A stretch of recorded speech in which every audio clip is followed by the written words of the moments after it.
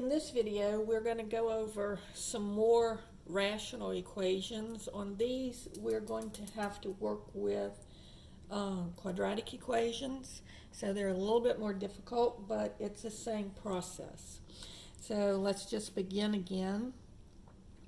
If I have negative 4x over x minus 1 plus 4 over x plus 1 is equal to negative 8 over x squared minus 1.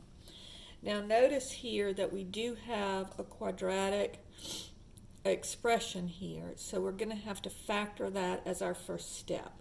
So that's going to be our first step here, is to factor everything.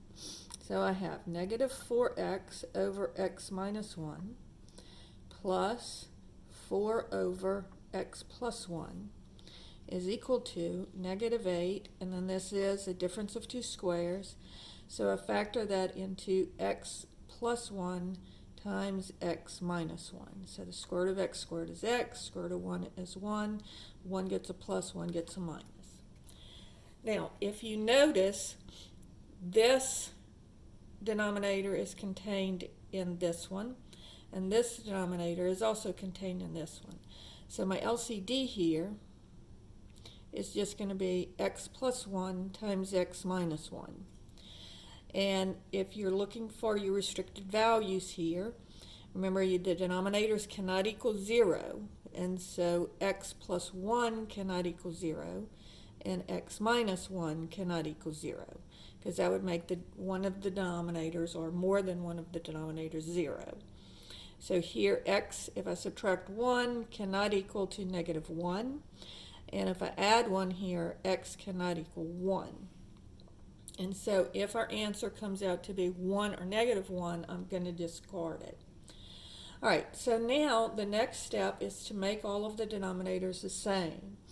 So here I'm going to multiply numerator and denominator by x plus 1. And here I'm going to multiply numerator and denominator by x minus 1. And then this one already has the common denominator. So I'm making both of the denominators, or all of the denominators, equal to the LCD. This one has the x minus 1, so it needs the x plus 1. So multiply numerator and denominator by x plus 1. Then this one has the x plus 1, so it needs the x minus 1. So multiply numerator and denominator by x minus 1. Now all of my denominators are the same, so if the denominators are all the same and they're equal, then the numerators have to be equal. So now I can scratch the denominators, and I have negative 4x times x plus 1 plus 4 times x minus 1 equals negative 8. So now distribute.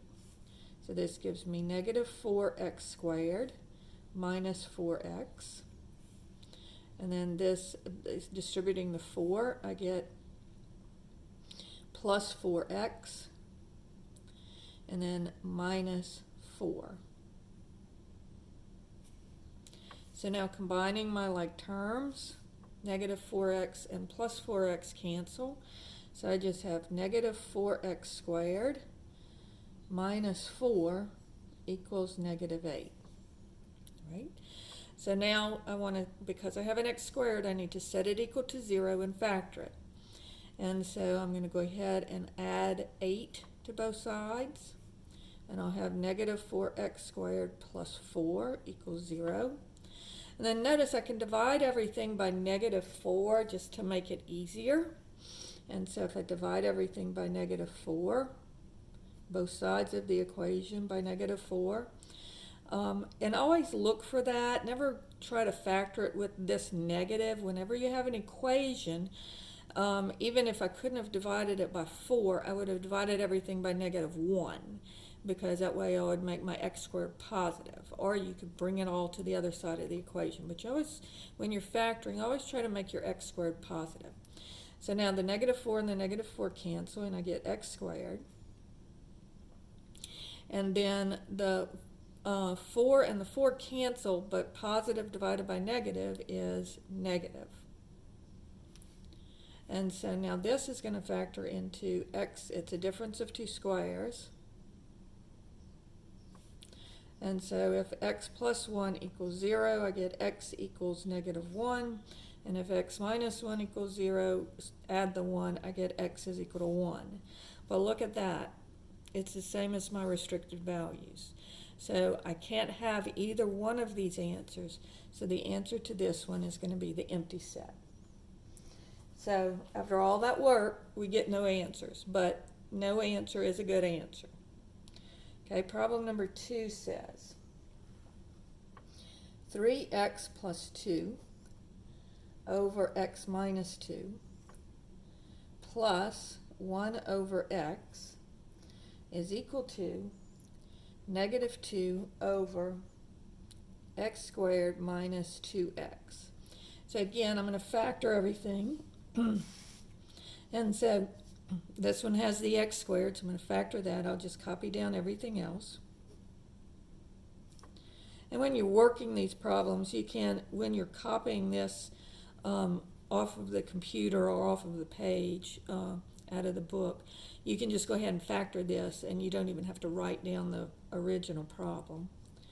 So this would be x. It has a common factor of x, so you take out the x. X and the x squared goes x minus 2, and the x's cancel.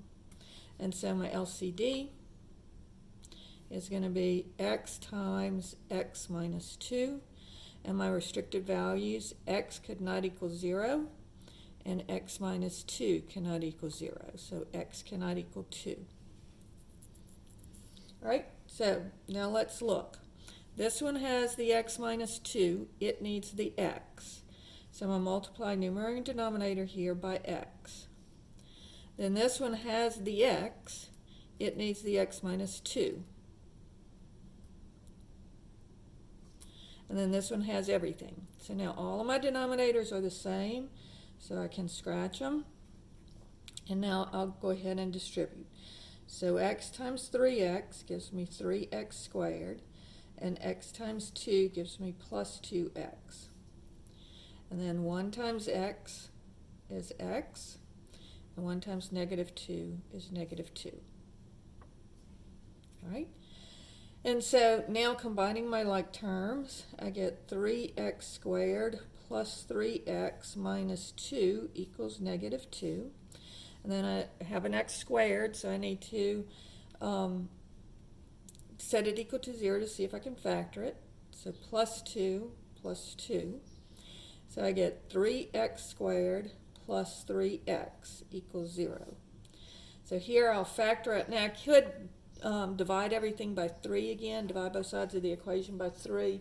But notice I can just go ahead and take the 3x out because it's a common factor. And I get x plus 1.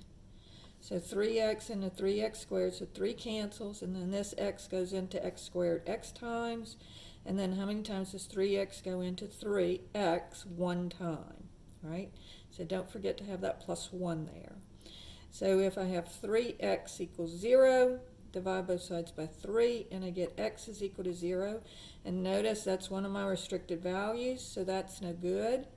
And if I have x plus 1 equals 0, that would give me, subtract the 1, x equals negative 1. And notice it is not a restricted value, so this is a good answer. So this is how you work the more complicated rational equations.